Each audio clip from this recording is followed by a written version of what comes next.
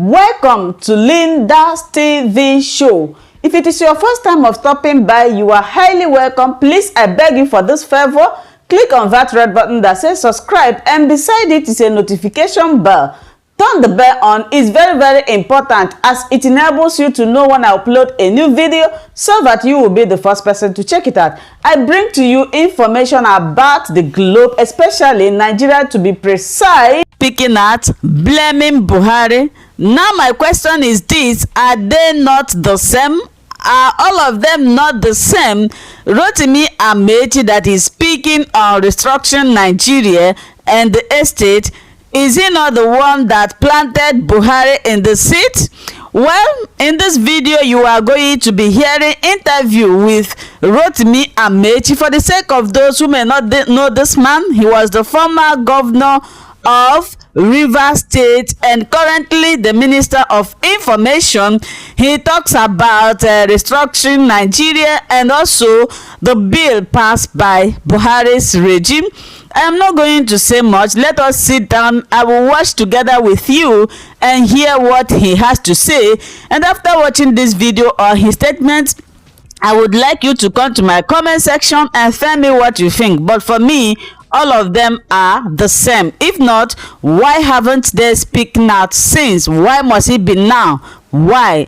Anyway, let's listen together as Shehu, and I give credit to Channels TV for always bringing current information to us. Let us watch this together.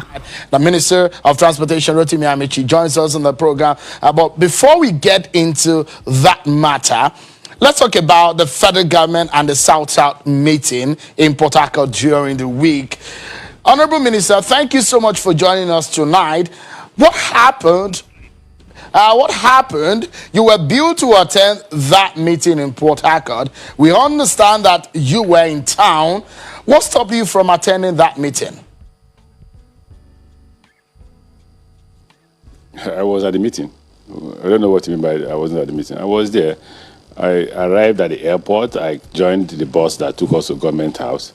The difference was the bus did not go to the meeting venue. The bus rather went to the governor's house, and I went to the meeting venue. When they didn't come, I left. So, I mean, when you say you attended, because I looked through the videos, I didn't find you in that meeting in the forum. So because of the government house, you were not able to be in that forum, is it? I can't hear you, Shehu. I can't hear you. So the point I'm making is that you said you were there, but I couldn't find. I tried to look for you because I know you were supposed to be part of the federal government delegation as a leader of the South-South region, but I couldn't find you in the video. Shehu, we don't have to rely on the video now. Is the government denying that I was there? I was there. I was present. I was at the venue of the meeting, and the only difference was I refused to join them at home. They went to the house of the governor, and I went to somewhere else. I went to the venue of the meeting. Okay, so let me get your view. Your friend, the Rivers State Governor, Governor Wike, said the president will set the country on fire if he does not implement some of the requests voiced by the leaders during the South-South leaders meeting with the presidential delegation headed by the Chief of Staff, Professor Ibrahim Gambari. Why do you want? One thing about governorship is that you have to differentiate between the ages that a child is allowed to be a governor. When you have young men who, though by age they are qualified by law, but by action and what they say, they don't look like governors. You want me to reply to that? I won't talk to that. I won't. Let him put the country on fire. Let us see how it goes. You probably do not get the angle. The angle is saying that should the president not implement the demands from the South-South leaders, it might be putting the country on fire. I am saying that you also did not understand me. That's not something that should come out of the mouth of a governor.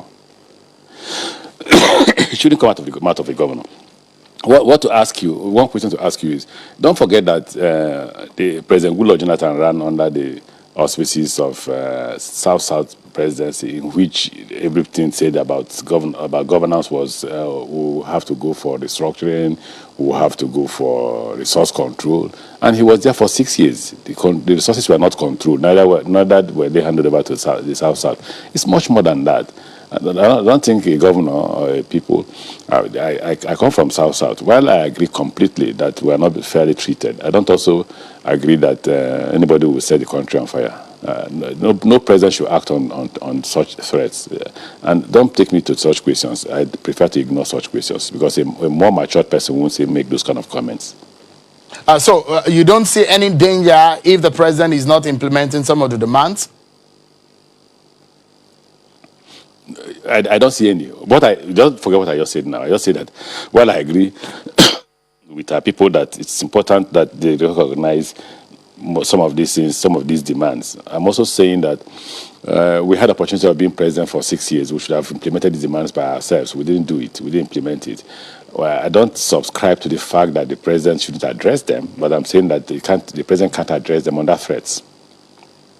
Okay, let's take a break, and when we come back, the Minister of Transportation will be speaking with us on the state of the rails in Nigeria and the update of work in some construction. Let me get your view, especially because you represented the federal government to that meeting of the South. It does look like the president realized that there is a need to connect with the people. There's been some experts have said there seems to be some disconnect between the people and the government. But what is the president telling you as one of his ministers in fixing some of these loopholes? The position of the government, as directed by the president, is that it's important that we approach our different constituencies. Every minister is expected to come from a constituency. And so, basically, the directive was, look, what the NSAS seem to have thrown up is the fact that there was a need for the government to not just listen to the young men and women who participated in the NSAS, but also see how to address some of the issues and convey to the people that the government is not just sitting down. There are a lot of things that that we're doing that it appears that are not properly communicated. Take, for instance, the colleague of mine, the Honorable Minister of State for Labour, who read out what the contracts that the President has awarded as pertaining to railway, did mention that there is a contract awarded by the federal government for the construction of a new deep-sea port in Bonny, with a rail line from Bonny to Port Harcourt and from Port Harcourt to Maiduguri, going through Aba, Umahia, Enugu,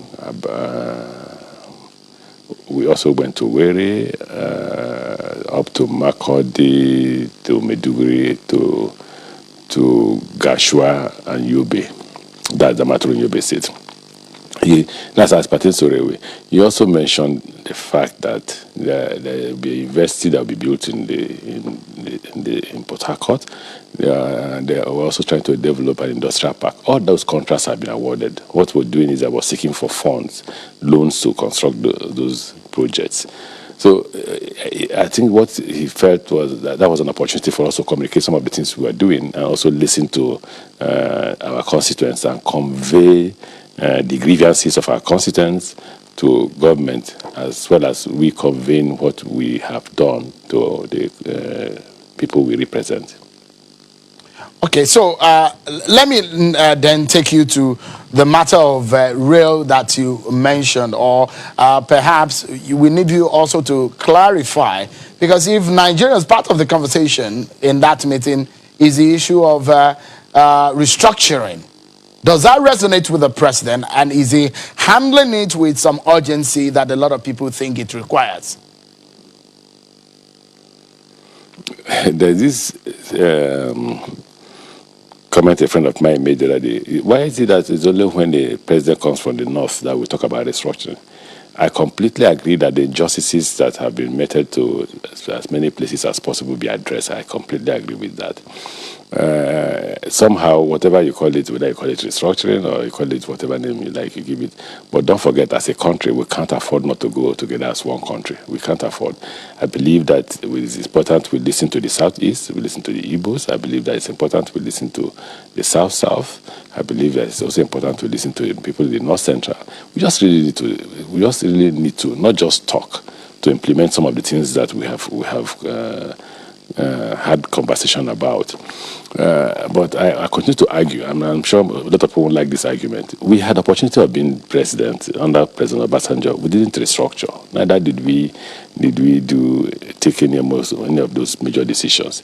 And by the time the Nigerian people helped to elect President Goodluck Jonathan, what we are clamoring for in the South was for resource control. And we had a president from the South who stayed in the office for 6 years and nothing changed. Even as a governor then, we had applied for, what do you call it? We had applied that there should be a change in the revenue formula, and it wasn't also addressed by the government. So why is it that it takes time? It's only when we are not empowered that we raise this issue of restructuring.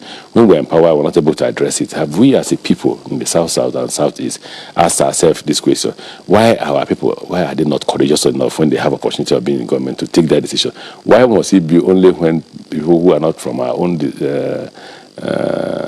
region get to power that we begin to ask for resource control, or begin to ask for restructuring? We must learn to address those injustices. We must address them and serve those who have put us in power, because the people are hungry. The people are. That's one thing I wanted to add when Governor Duke was speaking.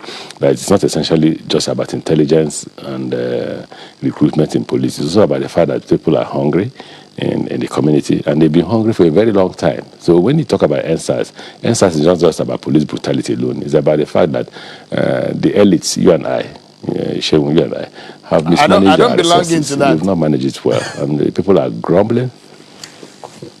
Yes. I don't When belong they're to dying that of class hunger, where you and we belong. can't continue to look at them. And don't forget, when I was a governor, I predicted that this kind of thing will happen, because what I was seeing then, and don't forget, Buhari wasn't president by then, was the situation where the elites were sharing the resources that were available to Nigerians and impoverishing the poor further.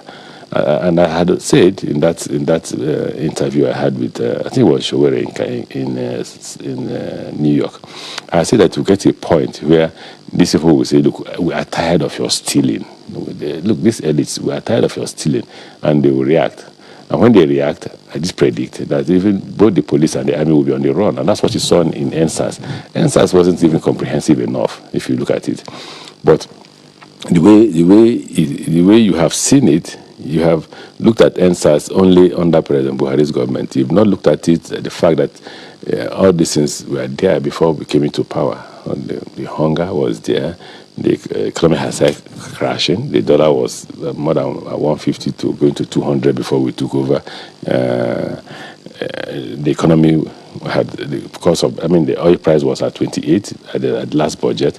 So things are a bit difficult for the people. And we must, as a country, address all this comprehensively. So that's the question I was asking. So you just painted a very gloomy picture now. So the question is, will President Buhari fix those problems that surround the matter of restructuring? You've said that people don't raise this matter until people from the opposite region are in power. But now that this problem is confronting the Buhari government, those of you who are in government, do you think it is urgent and important to fix it now? Well, no. One thing that's critical and important to the president is how to reduce poverty. If you reduce poverty, you will reduce agitation. So people are hungry, you address hunger and poverty, and remove this money that these elites are stealing and put it in the hands of the poor. If you're able to create employment, you're able to create. Once you create employment, you create security. If you like, hire as many men as you want to hire that are policemen. You will do nothing until you put food in the hands of people. When you don't create a legitimate economy, the people will create for themselves an illegitimate economy and be able to feed themselves. Because if you don't feed themselves, they will die. Shemun, they will die. So if to you, what's important is restructuring. I don't see anything wrong with restructuring, but I'm saying that it's not the most critical problem that we have. The most critical problem we have is that hunger and poverty are breeding insecurity. And when see before from Borno and others, you can feed the whole nation. From Benue, you can feed the whole nation. People are not able to go to farm anymore because of banditry. We are facing a different kind of insecurity. When we were in power as governors, the problem we were facing was Boko Haram. Now it's much more than Boko Haram. We need to address those issues. But are you worried that maybe Nigerians are not seeing it from the government's perspective, how you are tackling some of these problems?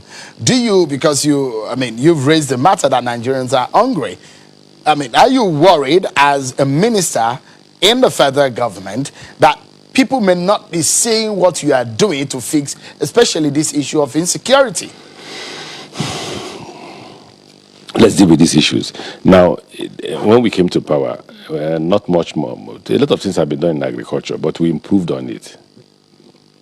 Don't forget, we not only improved on agriculture, we improved on the logistics of moving this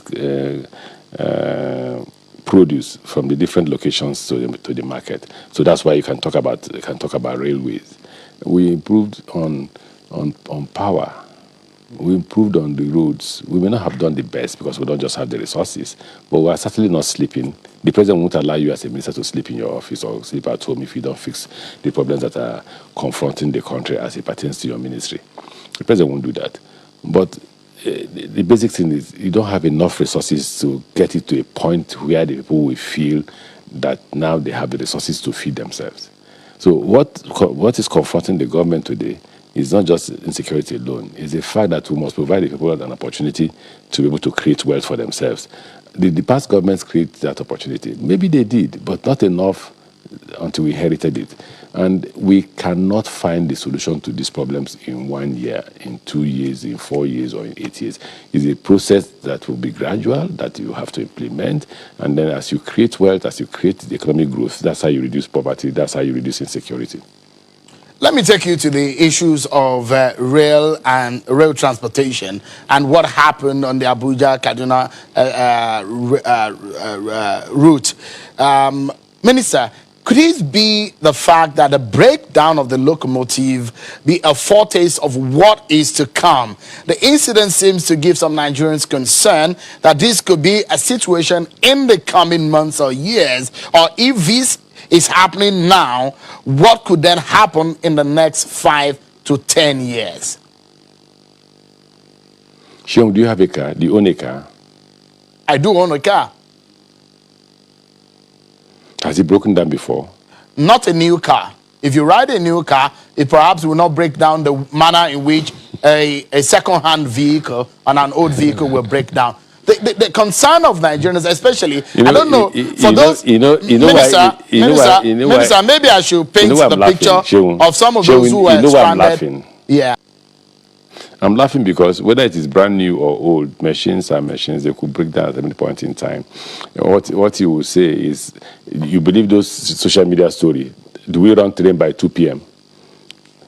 Do we run train by 2 p.m.? Somebody said they were out there by 2 p.m. That what you saw, does it not look like an aircraft? Yes, of course, the train broke down, just like any other machine can break down. But what should be of concern to you is our response. And I continue to tell you, if those things break down in a manner that does not comply with the contract agreement, we'll certainly call the company that supplied it from China and send it back to them. For now, it was even fixed by Nigerian engineers. Are they not running? Is the train not running? It ran yesterday. Since after that day, I have not been running the train. I don't think that you, Shehu, as a journalist, should join the fray of those who just like to escalate rumors. Actually, I don't want to quote. No, but Minister, is it a rumor that you reacted to? No, Minister, no. Did you also apologize for the fake news? Because you apologized for the breakdown. I did. Yeah, yes. No. When you said it's a rumor, I'm saying Shehun, that the train breakdown. If you're saying it's a rumor. Shehun, if you're talking about breakdown, yes, I apologize for the breakdown of train. I made 2 comments to you now. I first asked you, do you own any car? You said yes. Does the car break down? You said yes. I also asked another thing. Do you think that there will be any train that will break down at 2 p.m.? What are we at 2 a.m.? What are we doing at 2 a.m. In Kaduna? And first and foremost, when people say we expose people to danger of insecurity, and there is no coach without enough policemen. There is no time we are applying that road that you won't have enough policemen. You will have enough that will protect people, passengers, and goods. So when you now begin to carry, what I mean by fake news, when you begin to carry information like, oh, we are left at a train station or at listen by 2 a.m. What 2 a.m. for Christ's sake? How is that possible? We have recovery vehicles. We'll just dispatch a recovery vehicle to recover them. But when you join the rumor, what I mean by rumor, when you join the fake news of, oh, we are here by 2 a.m., by 2 a.m. I should be sleeping as a minister for transport, because I'll be worried about the lives of the passengers. No, nobody, I never mentioned 2 a.m. I was just asking a question. You were the one who brought the matter of 2 a.m. I'm just asking a question about the train that broke down. So what assurance are you giving the Nigerians, Minister, that this is not going to be a foretaste of what could happen in so many years? Do we have those trains that are properly done and that will not be breaking down every now and then? Is there an assurance from you, Minister? Shehu, when last did this train break down?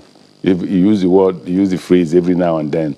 When last did this train break down? So if you buy a coach and buy a locomotive and they break down, in 1 full year, you have a breakdown once or twice, then it becomes a foretaste. Minister, I don't think the debate is about how many times it's broken down. The question is, are you going to be able to give Nigerians the assurance that they are safe when they're on this train? What are you going to be telling them, those who will fly tomorrow or next month or next year? Haven't you been hearing the story of, oh, this train has been attacked? And we have always said, show me one person that was attacked. Show me just one person that has been attacked. The federal government is responsible enough to ensure that lives and properties on the train are protected. And we have done that successfully. From 2016, Shehun, from 2016, tell your listeners that from 2016, we have hardly breakdowns. And when you talk the way you talk as if it's a regular thing. You wake up tomorrow morning, the train has broken down. Yesterday, it didn't break down. The previous day, it didn't break down. It didn't break down today. But you're talking as if it's a daily affair. So what assurance can you give us? I'm asking yet again. Do you have any assurance to give to Nigerians? I have refused to make that comment. I've refused to respond to that because you'll be turning me into God, and I'm not. I worship Christ. So I won't play the God role. The best I can tell you is that we will do everything possible as a federal government that is responsible to its citizens to ensure that we run efficiently and ensure that lives are not attacked. What update can you give us, Honorable Minister, as regarding the Lagos-Ibadan Expressway in terms of the completion? I'm not the Minister for Works. Unless you're talking about Lagos-Ibadan Rail, then I can. The Lagos-Ibadan Rail, I mean. We're due completion by January. We're almost ready to commission. We should be approaching the president this week. Okay, so you once said that the Chinese have released 1.6 billion for Lagos-Ibadan Standard Gauge Railway. You said, and I quote you, that we hope that by October they should be able to approve the $5.3 billion for the federal government so that we can commence and complete the construction of Ibadan-Kano Railway. End of quote. Those are your words. Have that fund now been approved and released? No. Don't forget that I was warning and advised the National Assembly that they should not take this matter to the National Assembly.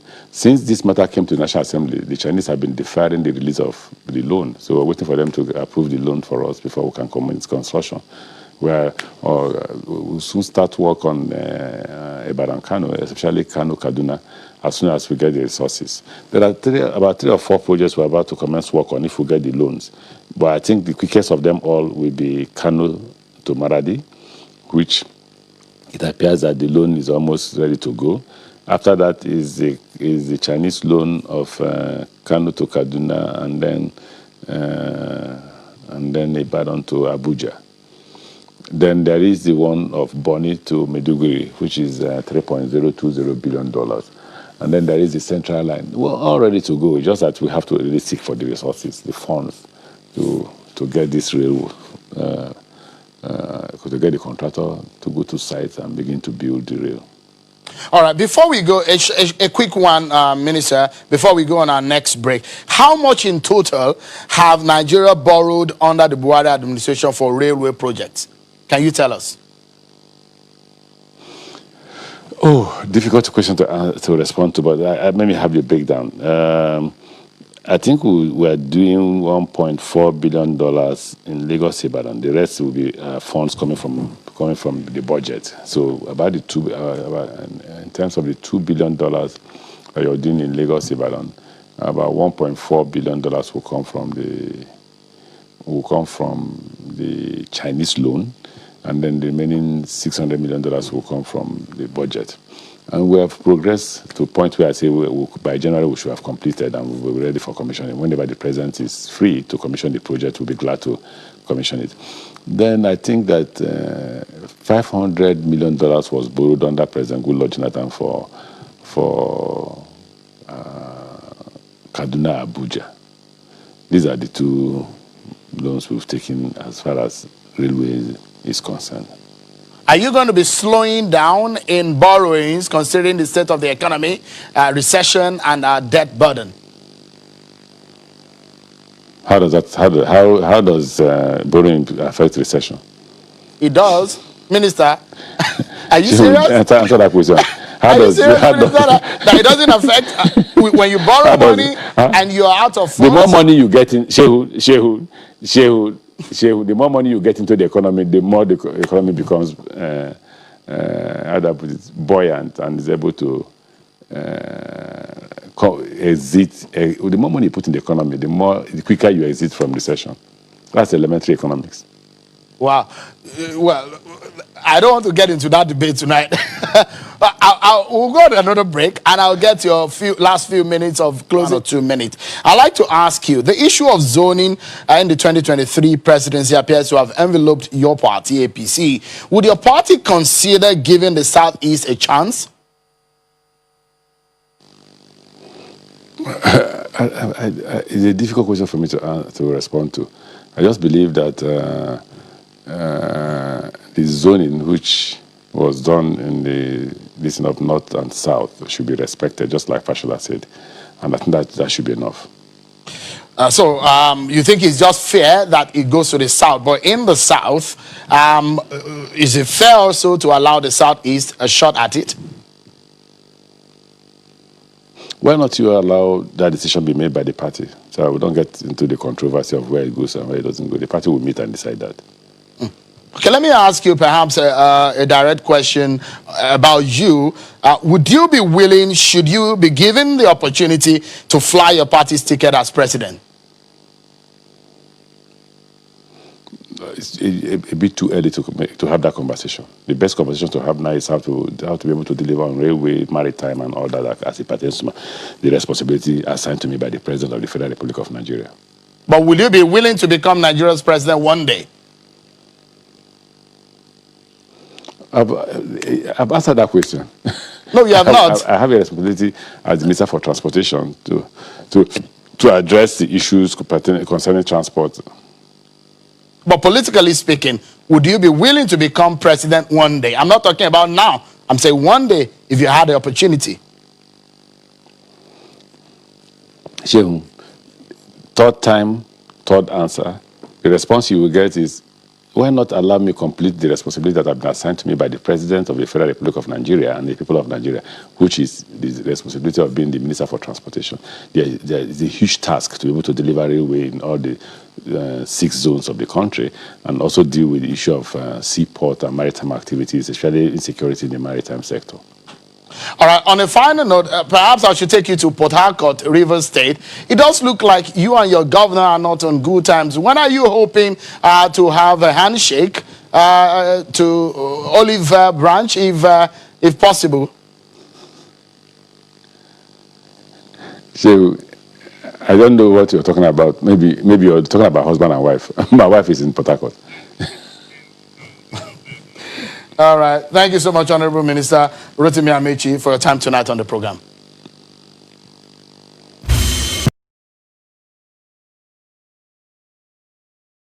Hi, welcome to my channel. If this is your first time or first day of coming across my YouTube channel or seeing my face, you are highly welcome. Herzlich willkommen zu meinem Kanal.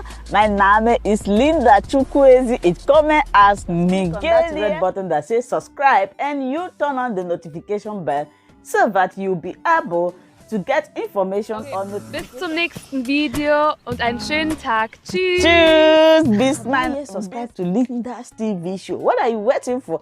Click on that red button that says subscribe. You turn on the notification bell so that you'll be getting more updates from me.